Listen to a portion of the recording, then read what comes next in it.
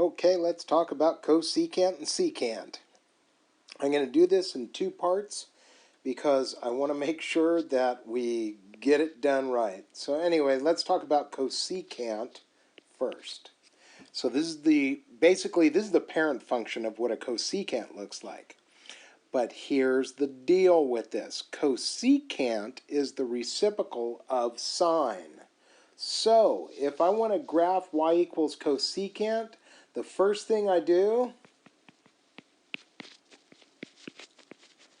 I graph sine. Now, we're graphing the most basic version of sine because this is the most basic version of cosecant. But the thing is, if you are really good at sine and cosine, then you are going to be really good at cosecant and secant. Let's begin. A normal, non-messed with, everything legit version of sine looks like this. And I'm going to graph it over 2 periods just so you see it. But the ones in the book, they only graph over 1 period. So here we go. It starts at 0. A sine graph starts at 0, and I'm not messing with it. I go pi over 2, I go pi, I go 3 pi halves, I go 2 pi, there I am. That's the end of the road for sine. Goes as high as 1, goes as low as -1. It starts on the line, then it goes above the line, then it goes back to the line, below the line, on the line. And this is my sine graph. It looks like this. Okay? And if I wanted to graph it over 2 periods, I could go backwards. I could go negative pi over 2. I could say negative pi, negative 3 pi halves, negative 2 pi. I just want you to see what this looks like. And then we go down because we're going to just repeat this pattern, but I'm going on the opposite side here. So it just keeps its wave form going. It just does that. So there's 2 periods of sine. Here's the deal. Cosecant. Cosecant is equal to 1 over sine. So there's some problems, and they occur right here. I'm going to grab my blue pen. See, wherever sine is 0, cosecant is undefined. Wherever sine is 0, cosecant is undefined. So guess what that means? It means there is an asymptote at that location. I'm going to do it over here. All right. So in the book, here's the nice thing. They don't ask you for 2 periods. They don't.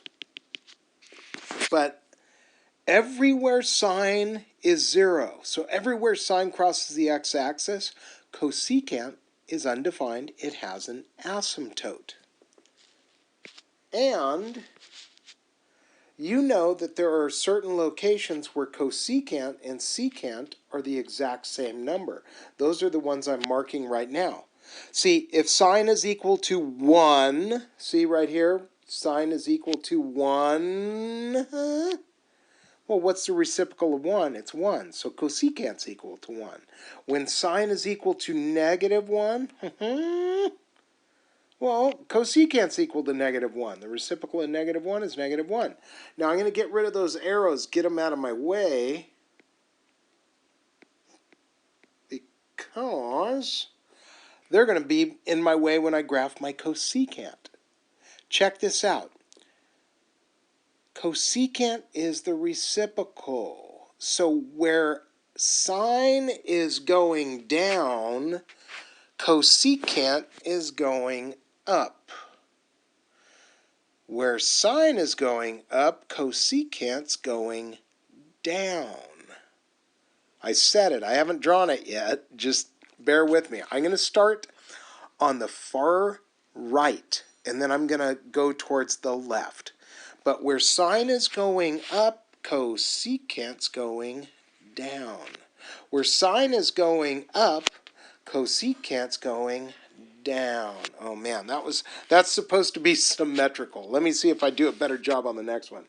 Okay, so in the next spot between the two asymptotes. You can see the sine graph's going downward. That means the cosecant graph is going upward. And I'm trying my best this time to make it look like the two sides are symmetric. That's a better look. That's a better look. It's like a perfect U. So here, on this location here, sine is going up, cosecant's going down. Sine is going down. See how sine is going down there? I'm trying to illustrate that. Well, cosecant's going up. Sine is going down, right? Oops, I didn't want it to do that. So cosecant's going up. So, the black graph, that is my guide graph. That's my sine. The only part that is truly cosecant here is the red part. So the only part that is really cosecant graph is the red graph. Okay, so that's what it looks like, a bunch of U's. That's what it looks like. I graphed it over 2 periods. You don't have to graph it over 2 periods. If they just wanted 1 period, I could have just gotten rid of the whole left side of this picture if I wanted to. In fact, I'm going to try and do that surgically here. I'm going to try and see if it probably won't work. I have a feeling it's not going to work. Oh, it worked okay. It took away my x-axis, though. That's what I was afraid of. Hold on. Let me get my black pen back. See, it took away my x-axis. But there it is. So anyway, guys, that would be 1 period of the cosecant graph. Oh my gosh, it took away that too. I accidentally grabbed some parts I didn't want to. And once again, height of 1, depth of -1. So, let's take a look at secant. And since we spent a lot of time on this one, secant's going to go a lot quicker because here's the deal with this. If I am going to graph secant, my guide graph is cosine. So what do? I first graph cosine. So here we go. I'm just going to do 1 period of this because I don't want to waste a lot of time. Oh, come on, really? Come on. There we go. So here we go. If I graph a cosine graph, 0, pi over 2, pi, 3 pi halves, 2 pi. That would be 1 period of my cosine graph. It reaches a height of 1. It reaches a depth of -1. But cosine starts above the line.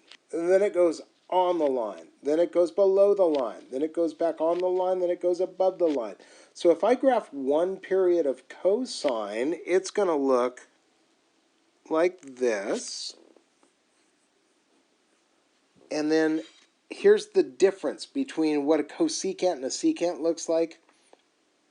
Well, once again, secant is the reciprocal of cosine. So if I go 1 divided by cosine, I get secant. So just like we had with the sine graph, just like we have with sine, when cosecant equals 1, height of 1, well, that means the reciprocal is also 1. So secant and cosine are the same there. Same thing goes with -1. So at these 3 darker locations that I just drew, and heck, I'll do them in red. At these 1, 2, 3 locations, secant and cosine are the same. But anywhere cosine is 0, secant is undefined. And if it's undefined, that means it has an asymptote there. And you're going to see a very similar situation that you just saw with the first one we did, the cosecant. Guess what? I'm going to grab a red pen. Everywhere cosine is going down, secant's going up. everywhere cosine is going up, secant is going down. So I'm just going to sketch in both sides here. And then on this one, guess what? It goes like that. Now, that would be one period of that secant graph. That would be one period of the secant graph. So I'm just going to knock out a couple more. Let's play with this because guess what? If you know how to graph cosine or sine, you can graph any secant or cosecant. That's why we spent 3 whole lessons on sines and cosines. Because if you got that established well, then this falls right into place. So let's play just a little bit more in this video. And this one is called Part A, because we just kind of meet and greet the function. But you're going to see stuff like this in the work. It's going to have something like -2 cosecant 1/2 x, something like that. And you go, oh, now there's more stuff to it. There's a flip. There's a flip. There's an amplifier. There's a period adjustment, but there's no phase shift. Okay, there's no phase shift. So let's grab that period. Let's go, you know what? My job is to do the same thing. 2 pi divided by b. Hey, my period's 4 pi. That means my graph starts at 0, ends at 4 pi. But it's based on sine. So my job is to graph a sine graph first. So I'm going to, come on. I hate when that happens. Come on. There we go. There's my y-axis. Here comes my x-axis. And you'll notice I'm all on the right-hand side because I know it's going to start at 0. I know that. And my period is 4 pi. So I go, you know what? 4 pi times 1/4. I'm going to be counting by pi increments. And I don't have any phase shift nonsense to worry about. So I go 0. I go pi. I go 2 pi. I go 3 pi. I go 4 pi, and that's where I stop. I'm going to reach a height of 2. I'm going to reach a depth of -2. But I'm going to have to graph my guide graph. My sine is going to have to be flipped. I start on the line. I do. But then I go below the line. Then I go back to the line. Then I go above the line. And then I go back to the line. And I'm going to graph that sine graph in a flipped position. And that means I'm going to have how many asymptotes? How many asymptotes will I have? I'm going to have 3 asymptotes. So I got 1 here. I have 1 asymptote right there. I have 1 right here. And I have 1 on the end here. All right. And let's grab a red pen. And everywhere my sine guide graph is going up, my cosecant's going down. And it's symmetric on both sides. It looks much prettier that time. That was a pretty darn good drawing. And once again, remember an asymptote is a boundary marker, so it's getting close to that line, but it's not breaking through that line. And that right there is a picture of -2 cosecant 1/2 x. And I can tell because clearly marked increments on the x-axis, clearly marked on the y-axis. Asymptotes are drawn in. Guess what? That's a big, big thing. Make sure your asymptotes are there. And you'll notice in the book, when they show you this picture, they are not going to have the guide graph there. They're not going to have the sine or the cosine graph in there. I don't care if you leave the guide graph. I don't mind, but I do want you to tell me this. When you finally finish it, just like say, red graph is my answer, or something like that. Or get a highlighter pen. Like here, if I want to, I can highlight, and I can say, the highlighted part is my answer. Okay? Like up here, I look at this and I go, whoa, as long as you let me know, this is the part that has highlighter pen on it, is my answer. That kind of thing. Let's try one more that has a little bit of everything, and then in my next video I won't have to go into so much depth because you'll already have established this idea. Come on, black pen, thank you. And let's do one with a phase shift in it. So let's take a look. There's going to be something in your future that looks like this.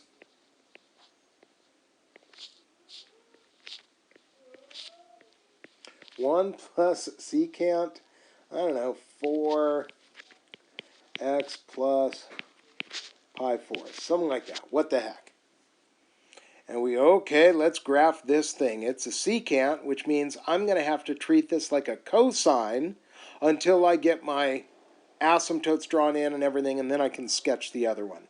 So let's begin where we began. This time we have a phase shift, but I need to know my period. I need to know that. So it's going to be 2 pi divided by 4, because that's my b value. So this guy, reduce it a little bit, it's pi over 2. So I start at 0, and then I have this phase shift, and it ends at pi over 2. But you know what? I could have left it as 2 pi fourths. I didn't have to reduce it right away. I don't know if you guys see this, but then I'd have common denominators when I subtract here, but I guess it's not too bad. Whoops. So I end up with, this thing starts at negative pi fourths. It stops at pi fourths. But let's see, what are my increments going to be? If I take my period times 1/4, my increments are going to be in eighths. So I have pi eighth increments. So I'm going to be counting by eighths. So you know what? I'm going to change these guys right here. I'm just going to say this thing is at negative 2 pi eighths, and then it's going to stop here at regular 2 pi eighths. I think that'll make my counting easier. And we already did this in the sine and cosine lesson, so we've done this. We've seen it. I'm going to draw this picture over here, and it looks like I have equal spacing on both sides of my graph, so I'm going to try and do that. Come on. Ugh, I hate when it does that. Come on. Really? You're not going to turn into a perfectly straight line? One more time. Let's try this, please. There you go. Thank you. All right, so I noticed that I have a vertical shift. So, heck, you know what? I'm going to grab a green pen because I got all kinds of stuff going on. So I'm going to go up 1 unit, and I'm going to mark that and say that is my center line, and that's at 1.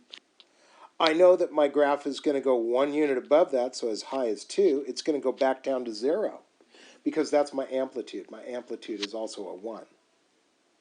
And then I already have my starts and everything, so let's go grab some red pen. I am going to mark this off and say, or wait, sorry, black pen. I'm just trying to make it color-coded and pretty. And I am going to count by eighths. So I'm going to have to go back 1, 2. So it's at negative 2 pi eighths. I'm going to just reduce it in my head and say that. This would be negative pi eighths. That is 0. Then I have one over here at pi over 8. And then I have another one at 2 pi eighths. I'm just going to call it pi fourths. Remember, because that's where it starts, that's where it stops. That's where it starts, and that's where it stops. And I'm looking, it says here, graph each function over 1 period is the instructions. So that's going to be good enough for us. Here we go. I am graphing a cosine as my guide. So I look over here and I go, I'm not going to start on the line. No, no, no. I'm not going to make that mistake. I'm not going to start on the line. I'm going to start above the line. So I'm going to go above the line, on the line, below the line, back on the line, above the line. And I have my cosine graph. That's my guide to help me graph this function correctly. How many asymptotes do I have? I have 2. I have one right here, where cosine crosses the center line. I have one. Where cosine crosses the center line. I have one. And then I'm going to grab my red pen and finish this graph off. Where cosine is going down, secant's going up. Where cosine is going up, secant is going down. And vice versa. All right, so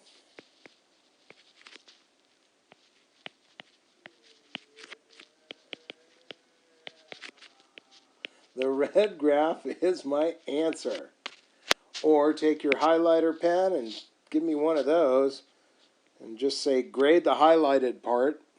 But once again, what am I looking for? All of this stuff to be correct. I want to see all of your markings. Now, you don't have to write the word start and stop, but you might want to, because I have news for you. When we get to the next video, you'll see the answer key from the book. They did something a little bit weird, but I don't think it's going to be that tough for you. I think you'll be able to handle it, and we'll talk about it when we get there. Okay, so this is part A. We're going to part B next. Thank you.